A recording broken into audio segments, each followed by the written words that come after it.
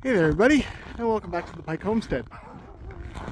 My name is Adam, and today I want to talk a little bit about we had our checklist last year of goals for 2022.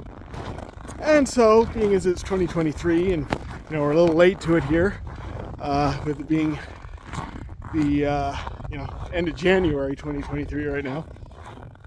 But we wanted to touch base on, just go through the list and see, say how we did, what we accomplished, and what we didn't accomplish. So, just going to walk around and do that here today. First, what is it we had on our list? Our first and biggest one was grow our own food. Grow all of our own food. So, starting out homestead, that's a pretty lofty goal. So, of course, we didn't actually make it. We made some progress. We did grow some things. But nowhere near what we need to actually live off of and survive. Number 2 on our list was, kind of hand in hand with growing our own food, and that was preserving what we grow. And that was a success. So even though we didn't, grow a ton, what we did grow and that needed to be preserved, we've managed to do that. So I'm going to say that one is a success. And now I'm going to kind of skip out of order based off, how we had it laid out on our list last year. And just jump right down, because kind of part and parcel with doing the gardens and doing the growing our own stuff, we wanted to establish an orchard. So this goal, again, we failed at this year. Again, this is a longer term kind of goal. But we didn't really even get to starting on making it happen. But what we did do is do a little bit more scouting of the property. Another year here, we're getting more, experience and understanding on how, the water flows and where the light is and where the wind blows, and, just getting a full understanding of our land here. And we've actually changed where we wanted to do it. So originally, we were thinking of doing a big orchard in, this area behind me here. And we've decided that might not be the best place. So we actually want to go, let's just see, way down over that back corner. There's a nice long, wide, flat area right along the fence there with the neighboring field. And I think that might be a good place. It's just above the water level, so watering the trees won't be an issue.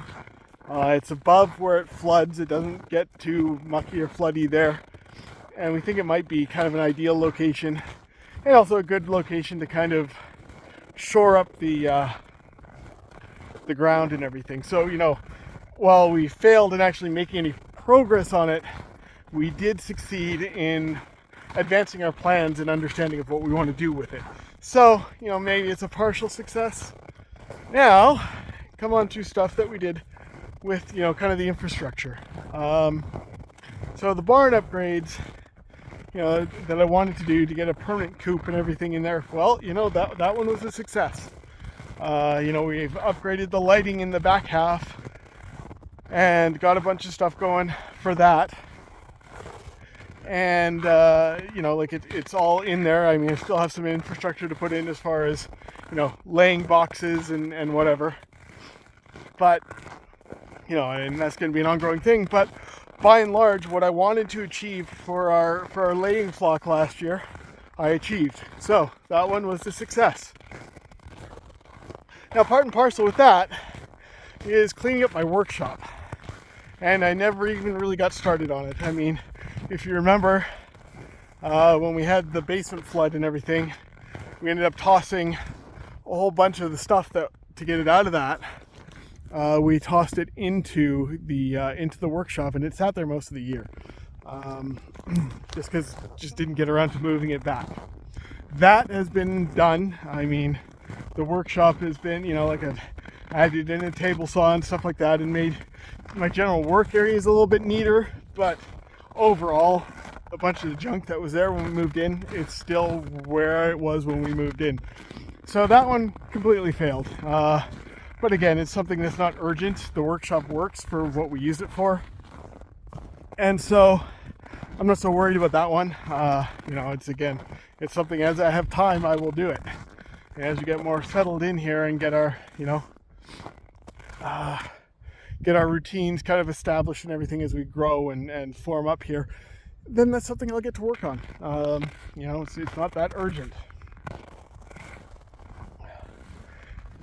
Now, also, to go with some of the animal stuff, we wanted to fix up the fences for the goat range, like to give them a wider range and not have to worry about them going out into traffic. I was putting out a bunch of the wooden fencing and stuff that's kind of collapsing over in the corral area up here. That didn't happen. I didn't get to it. But I'm going to say this one was a partial success because, again, the parameters changed as we went. So we had the goats in their small pen, and as we get to know them, get to trust them, we let them out. We opened it up, and they didn't go anywhere they shouldn't have gone. They know where their home is, they know where it's safe, and they stay there. So, we widened their range, but I didn't actually get any work done on the fencing for that. So again, partial success, I'll take it. We also wanted to grow our chicken flock. We wanted to be hatching our own birds and growing our flock, and that was a success. I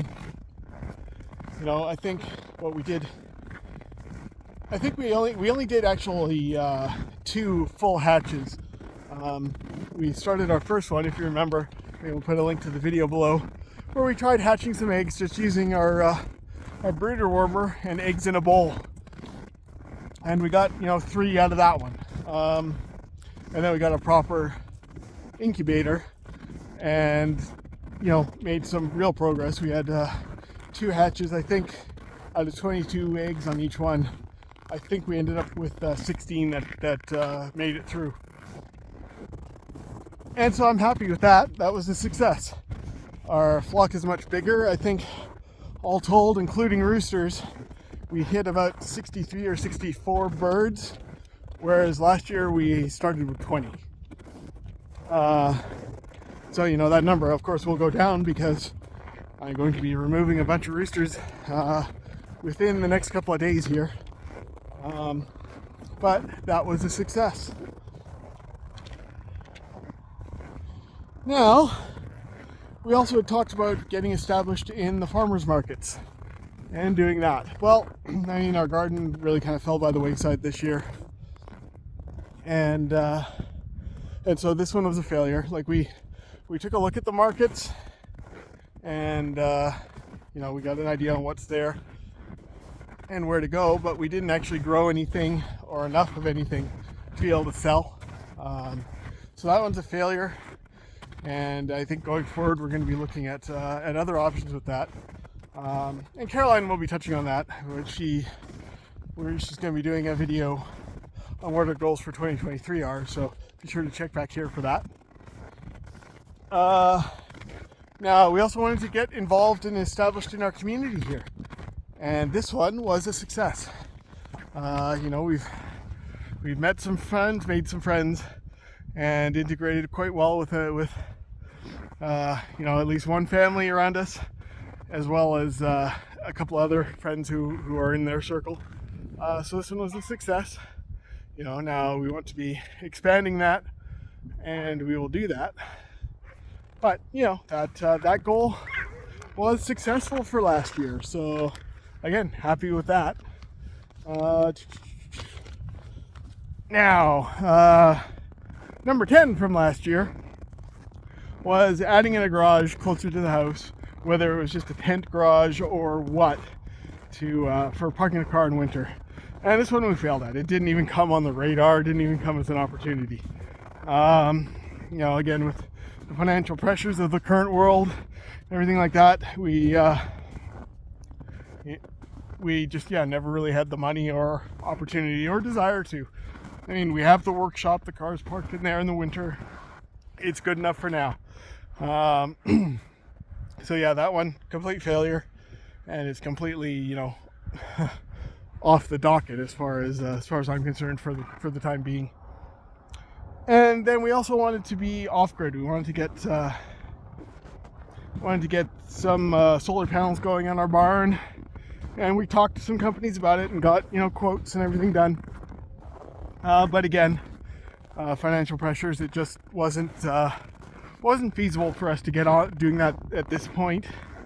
And we also learned a ton about our latitude here and how feasible it is to be totally solar in this area and still be affordable as far as buying the batteries and everything for it.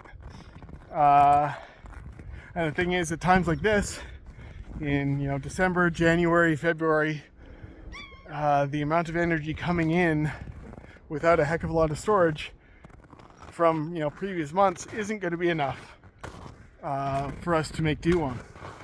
So that one fell off for now. It's still a plan, but it's probably a thing where we're at, it will make more sense for us to not be completely off grid. So we'll probably stay on grid with solar power and be selling it through the summer to help cover the cost in the winter. Because summer here we get 18 hours of sunlight. But again, that's off the docket for this year, or for last year, and probably for this year too, just because of the investment capital we're going to need to get that done.